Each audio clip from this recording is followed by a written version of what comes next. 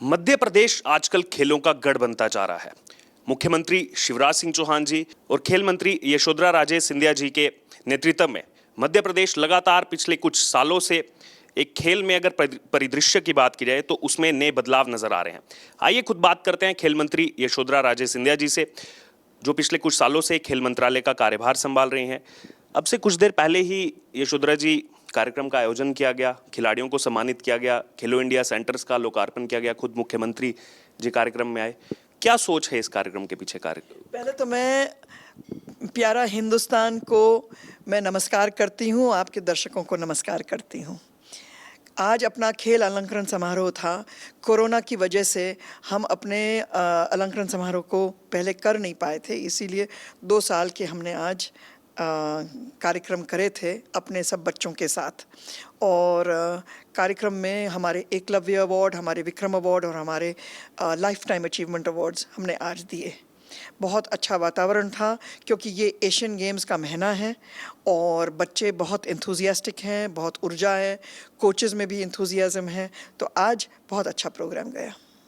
इसी बीच अगर बात की जाए तो आजकल हम देख रहे हैं कि भारत में ऐसे इंफ्रास्ट्रक्चर का निर्माण किया जा रहा है जो अंतर्राष्ट्रीय स्तर के हों, और मध्य प्रदेश में भी एक ऐसे खेल परिसर का निर्माण किया जा रहा है।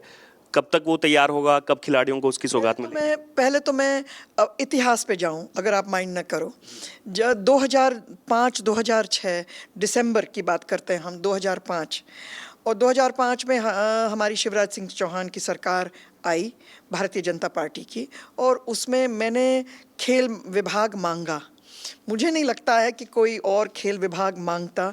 सब लोग थोड़े से मेरे सीएम उस टाइम कह रहे थे मुझे कि बस इतना ही चाहिए आपको, तो मैंने कहा वो बात नहीं है, बात मुझे है कि मैं स्पोर्ट्स पर्सन हूँ, इसलिए मुझे आप खेल विभाग दीजिए। तो 2006 से लेके आज तक एक लंबा सफ़र रहा है। लंबा सफ़र इस वजह से कि मेहनत के बिना आज ये सब होता नहीं, और हमारे सीएम शिवराज जी के नेतृत्व में ये होता नहीं। मैं जब आई पहले तो बजट था 4 करोड़ समथिंग। 4 करोड़ समथिंग में ज़्यादातर तो सैलरीज थी, कोई और चीज़ तो दिख नहीं रही थी। और धीरे धीरे आज हम 700 करोड़ से पार हो गए हैं।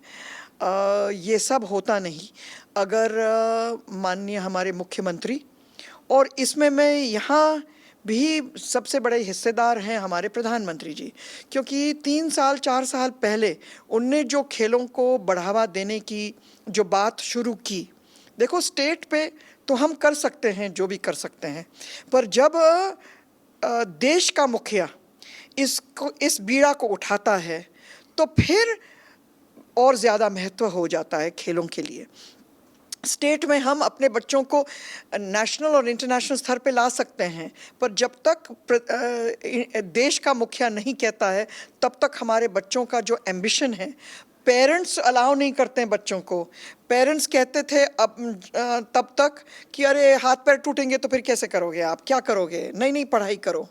तो इसीलिए वो इतिहास में बताना चाहती हूँ कि मध्य प्रदेश बिल्कुल ज़ीरो था, न हमने नेशनल मेडल्स जीते, न हमने इंटरनेशनल मेडल्स जीते। मैं जब आई तो मैंने एक चीज़ मांगी थी मेरे सीएम साहब से कि मुझे इंटरफेरेंस नहीं चाहिए, मुझे आप स्वतंत्र छोड़ो। ये परिपक्वता है माननीय मुख्यमंत्री पे और भारतीय जनता पार्टी की सरकार पे कि यही हुआ, मुझे इंडिपेंडेंट रखा और लगातार बढ़ावा देते गए मेरे बजट को।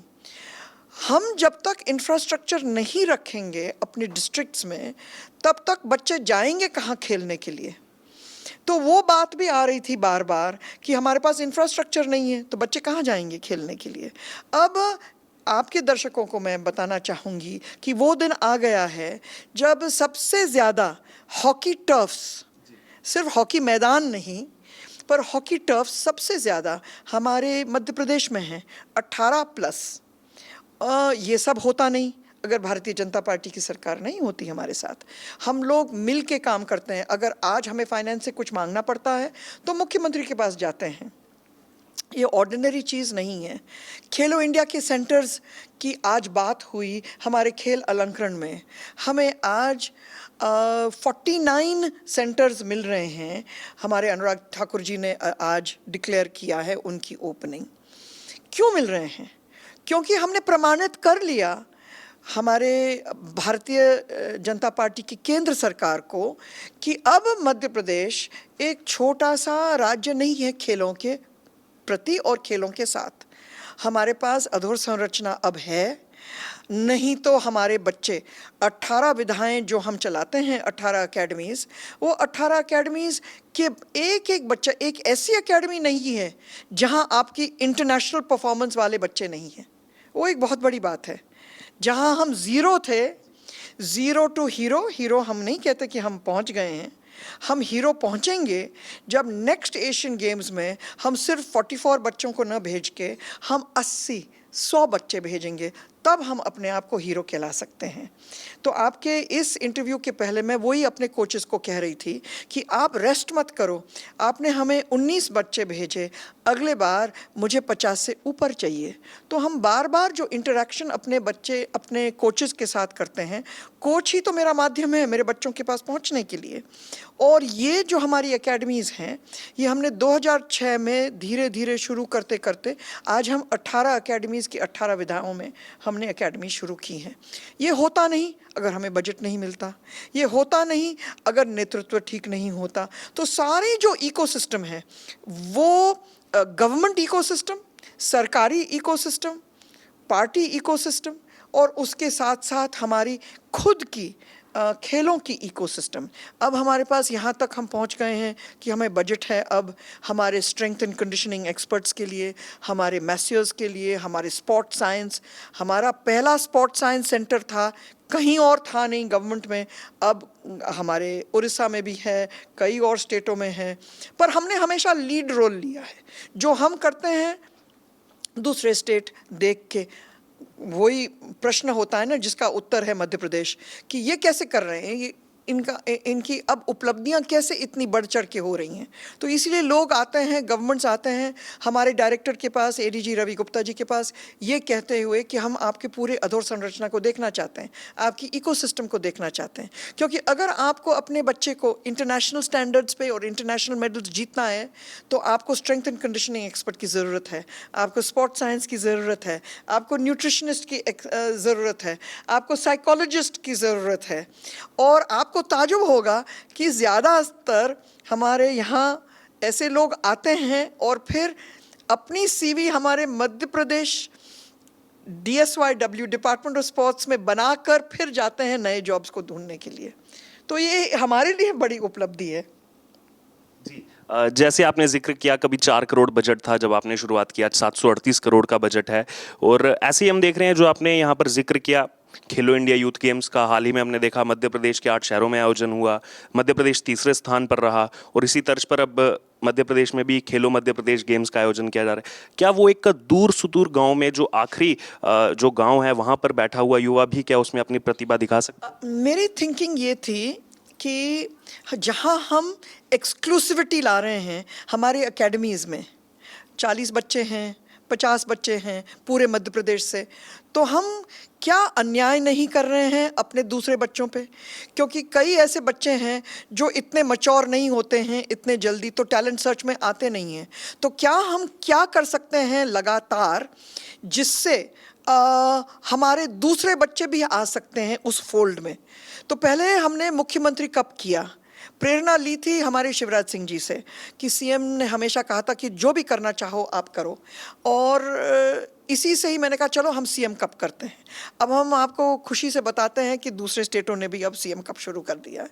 पर मैंने देखा कि पर्कुलेशन हो नहीं रहा था, ब्लॉक लेवल से और नीचे तक, एक एक गांव तक नहीं हो पा रहा था। तो फिर मैंने विधायक कप शुरू किया। विधायक कप पे ये सोच थी कि अगर मैं एमएलए के नाम से उसके फ्लैक्स, उसके कप्स उसी के नाम से करूं तो वो थोड़ा इंटरेस्ट लेगा गेम्स में और देखेगा कि ब्लॉक लेवल और गांव-गांव तक ये पहुंचे।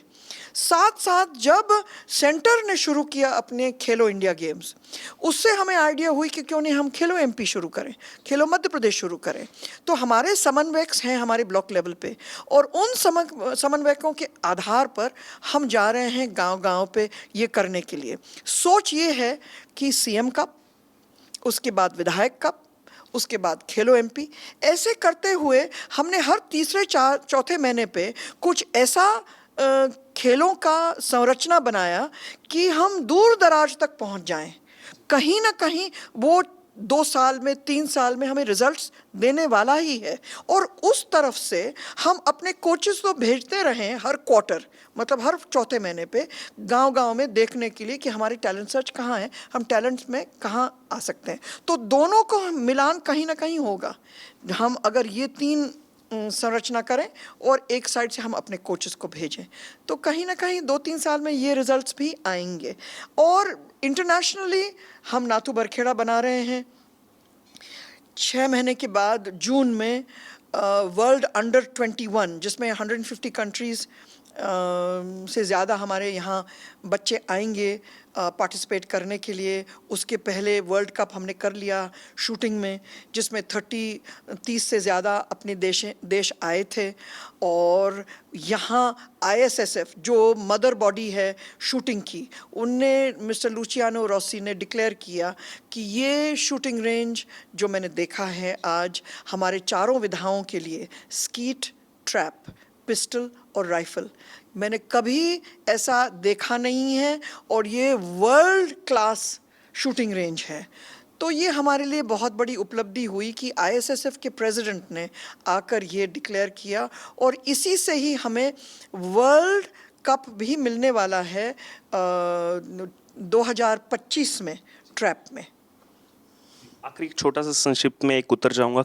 आप एक लंबे समय से खेल मंत्रालय संभाल रहे हैं, क्या भविष्य नजर आ रहा है मध्य प्रदेश के खिलाड़ियों का? और जैसे हॉकी के एस्ट्रोटर्फ स्टेडियम की बात की जाए, सबसे ज़्यादा मध्य प्रदेश में है। आपने शूटिंग की बात की, वर्ल्ड कप यहाँ हुआ, क्या अन्य खेलों को भी बढ़ावा दे रही है सरकार? एथलेटिक ट्रैक अगर आप देखोगे तो कई हमारे एथलेटिक टर्फ्स भी बन गए हैं, क्योंकि एथलेटिक्स में हमारा स्टेट बहुत अच्छा कर सकता है।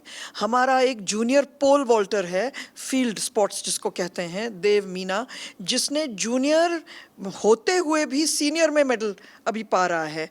तो हम उसको देख रहे हैं कि हम अमेरिका भेज सकते हैं क्या, हम पोल वॉल्टिंग के लिए अभी से ही अगर कहीं भेज सकते हैं ताकि वो इंटरनेशनल बन जाए जिस तरह से हम बनाना चाह रहे हैं। तो आगे की रणनीति क्या है? आगे की रणनीति ये है कि हमें जब तक इंटरनेशनल फैसिलिटी जो हम नाथू बरखेड़ा में बना रहे हैं 100 एकड़ में, वहाँ हम एथलेटिक टर्फ बना रहे हैं वर्ल्ड बॉडी के साथ, वर्ल्ड एथलेटिक बॉडी के साथ, कि आप क्या चाहते हो, कि आप किस तरह से एथलेटिक स्टेडियम देखना चाह रहे हो। दर्शक दीर्घा तो अलग होती है, पर फैसिलिटीज़ क्या देखते हो आप, उन्हीं के मुताबिक हम बना रहे हैं आज हमारा जो एथलेटिक पवेलियंस और एथलेटिक स्टेडियम जो बन रहा है। उसके साथ साथ हम इंटरनेशनल हॉकी टर्फ्स बना रहे हैं। उसके साथ साथ फुटबॉल फेडरेशन के साथ हम फुटबॉल को बढ़ावा देना चाह रहे हैं, क्योंकि आप देखोगे कि हॉकी और फुटबॉल ऐसी चीज़ें हैं जहां ज़्यादा बच्चे पार्टिसिपेट कर सकते हैं। फुटबॉल ऐसा है जहां ज़्यादा बच्चे पार्टिसिपेट कर सकते हैं। गांव में भी हम शुरू कर सकते हैं। तो हम फुटबॉल फेडरेशन के साथ MOU अब हम लोगों ने साइन कर ली है, जहां हम कह रहे हैं कि हम अब अपने बच्चों को इंटरनेशनल स्तर तक पहुंचाने के लिए, जन्म से लेके बच्चा बड़ा होगा तब तक हम क्या कर सकते हैं अपने इंटरनेशनल स्तर तक पहुंचाने के लिए। तो हमने एक एक विधा के ऊपर हमने स्टडी करी है और हम देख रहे हैं कि एक एक विधा के ऊपर हम उस नेशनल फेडरेशन और इंटरनेशनल फेडरेशन, इक्वेस्ट्रियन फेडरेशन के साथ हमने बात करी। हमारा भिंड का बच्चा वहाँ पहुँच जाता, पर कई कारणों से थोड़ी सी चूक हो गई, हम पहुँच नहीं पाए। पर आज हम ऐसे घोड़ों पे जो 400 पाउंड के घोड़े हैं, 500 पाउंड के घोड़े हैं, उनको हम कैसे खरीद के, कैसे सिखा के, कैसे ले जा रहे हैं, ये कई चीज़ें आती हैं। ये कहानी बहुत लंबी कहानी है, मैं 10 मिनट में अगर आपको बता सकूं तो पॉसिबल ही नहीं है। तो आपने सुना खुद खेल मंत्री यशोधरा राजे सिंधिया जी से कि कैसे आखिरकार मध्य प्रदेश जो है वो खेलों का गढ़ बनता जा रहा है और कैसे इतना जो अभूतपूर्व यहाँ पर हम देख रहे हैं कि विकास हो रहा है खासतौर पर खेल क्षेत्र में, उसके पीछे सरकार का कितना बड़ा योगदान है।